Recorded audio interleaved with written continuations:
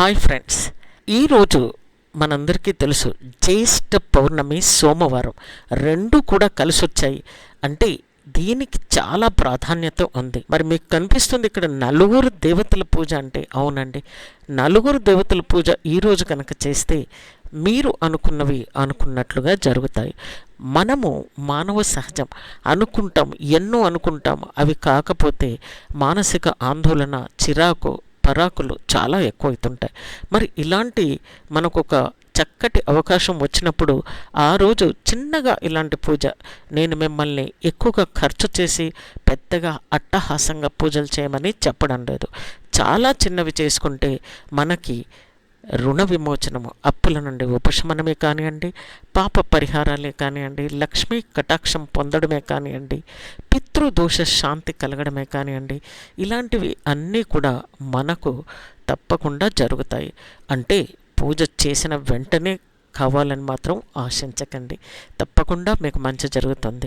అంటే ఈరోజు ప్రత్యేకత ఏంటంటే, పౌర్ణమి రోజు చంద్రుడు సంపూర్ణ కళలతో ప్రకాశిస్తాడు. ఈరోజు ఆ రంగు, ఆ శాంతినిచ్చేటువంటి అతని మూర్తి తత్వము చాలా డిఫరెంట్గా ఉంటుంది. ఈరోజు రాత్రి నుంచి రేపు ఉదయము వరకు 5:37 వరకు మనము ఈ చంద్రుణ్ణి చూడవచ్చు. సో మరి ఇంకేంటి, ఈ నలుగురు దేవతల పూజను ఎలా చేయాలి, మీకు మనశ్శాంతి, లక్ష్మీ కటాక్షము, పాప పరిహారాలు ఇవన్నీ ఎలా జరుగుతాయి అవి ఇప్పుడు తెలుసుకుందాం. ఆ మహాశివుడు నిరాడంబరుడు. ఎక్కడ చూసినా కూడా మీరు మహాశివుని ఆలయాలు చూడండి, చాలా నిరాడంబరంగా ఉంటాయి. ఒక లింగాకృతిలో వెలిసిన ఆ లింగాన్ని పూజిస్తారు. ఇతను ఎంత అల్పసంతోషి అంటే, మీరు భక్తితో ఒక పత్రాన్ని సమర్పించండి, బిల్వ పత్రాన్ని, ఒక పుష్పాన్ని వేయండి, వేసి అలాగే మీరు ఒక చెంబుడు నీళ్లు తీసుకొని ఆ లింగం మీద పోయండి. మనశ్శాంతితో మీకు ఎలా అనిపిస్తే, ఏ కోరికలు కోరుకుంటారో ఆ కోరికలను కోరుతూ ఆ లింగం మీద కొన్ని నీళ్లు, పాలు ఉంటే పాలాభిషేకం చేస్తే ఇంకా మంచిది. పెద్ద అట్టహాసమైన పూజలు చేయనక్కర్లేదు. మామూలుగా ఓం నమ శివాయ, ఓం నమ శివాయ అంటూ జలాభిషేకమే కానివ్వండి, పాలాభిషేకమే కానివ్వండి చేస్తూ బిల్వపత్రాన్ని సమర్పించండి. అలాగే ఏ పూలు ఉన్నా కూడా ఆ పూలతో సమర్పించి చిన్నగా మీకు తోచిన నైవేద్యాన్ని ఆయనకు సమర్పించండి. అంతే, మీకు మనశ్శాంతి. ఈ ఓం నమ శివాయ అంటే ఎన్నిసార్లు జపించాలి అని మీకు ఒక డౌట్ రావచ్చు. ఎన్నిసార్లని కాదండి, 108 సార్లు మీరు జపించండి, మీ వీలును పట్టి. చిన్న మంత్రమే. ఓపిక ఉన్నవారు లింగాష్టకం చదువుకోవచ్చు, బిల్వాష్టకం చదువుకోవచ్చు, శివ అష్టోత్తర శతనామావల్ని కూడా జపించుకోవచ్చు. అది మీ ఓపికను పట్టి జపిస్తే చాలా చాలా మంచిది. అలా చెప్పించుకుంటే మీకు తప్పకుండా మనశ్శాంతి, మీరు ఏమనుకుంటున్నారో అవి కూడా మీకు తప్పకుండా లభ్యమవుతాయని చెబుతూ ఉంటారు. ఆ మహావిష్ణువును చూస్తేనే మనసు ఉల్లాసంగా మారిపోతుంది, ప్రశాంతంగా మారిపోతుంది అని చెబుతూ ఉంటారు. ఆయన మూర్తిని చూస్తేనే మనకు ఆనందంగా అనిపిస్తుంది. మరి ఆ మహావిష్ణువును ఎలా కొలవాలి? ఈరోజు ఈ పౌర్ణిమ రోజు శివకేశవుల పూజ అని చెబుతూ ఉంటారు. ముఖ్యంగా మనము ఉదయం వెంటనే లేచి స్నానాదులు ముగించుకొని ఈ నలుగురి దేవతలను ఈ విధంగా పూజిస్తే తప్పకుండా అనుకున్నవి నెరవేరుతాయి. మీరు మహావిష్ణువునికి చాలా ఇష్టమైనటువంటిది తులసి దళాన్ని సమర్పించండి. మిగతా పువ్వులు మీ శక్తి, భక్తి ఇవన్నీ ఉంటే అన్నిటినీ సమర్పించండి.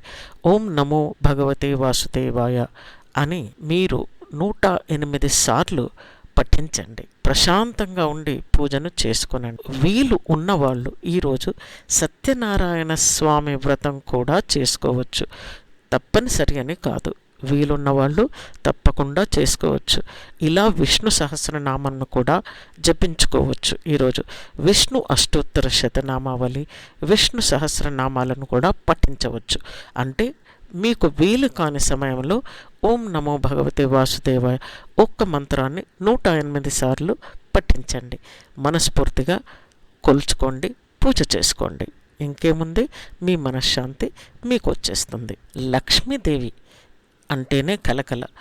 ఇంటిని శుభ్రంగా చేసుకొని, ఆమెకు శుభ్రత అంటే చాలా ఇష్టము, ఇంటిని శుభ్రంగా పెట్టుకొని మీకు తోచినంత విధంలో, మీకు చేతనైనంత విధంలో అమ్మవారిని కొలవండి. ఈరోజు కుంకుమార్చన, కుంకుమ అయితే ఇంట్లో ప్రతి ఒక్కరింట్లో ఉంటుంది. ఎర్రటి పుష్పాలు తీసుకోండి, ఆ పుష్పాలతోని ఈ కుంకుమతోని అర్చన చేసుకోండి.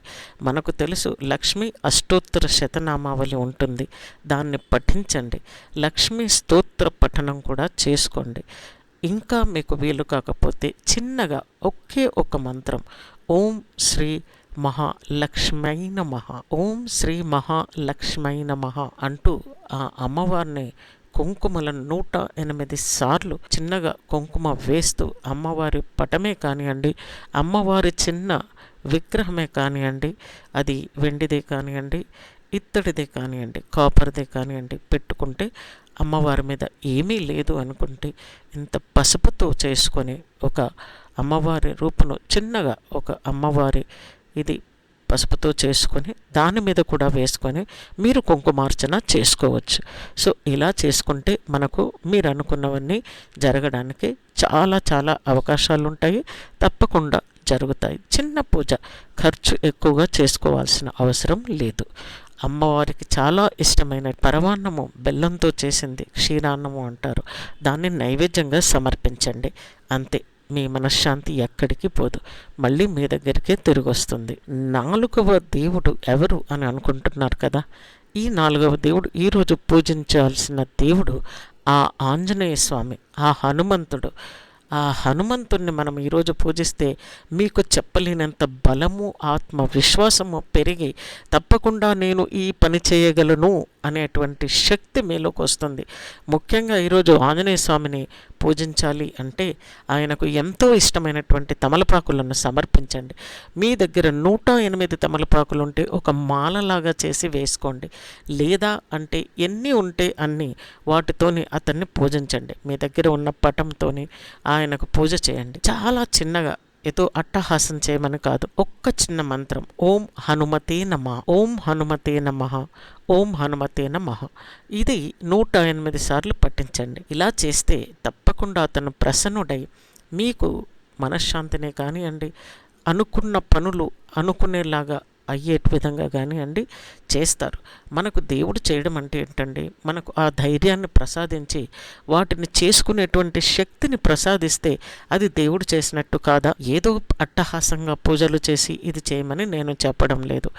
మీ శక్తి కొలది అతనికి కొంత టైం కేటాయించి భక్తితో చేసుకుంటే అంతా మీకు బాగా జరుగుతుంది. సో ఈరోజు చాలా సింపుల్గా, నేను చాలా సింపుల్గా చెప్పాను మీకు.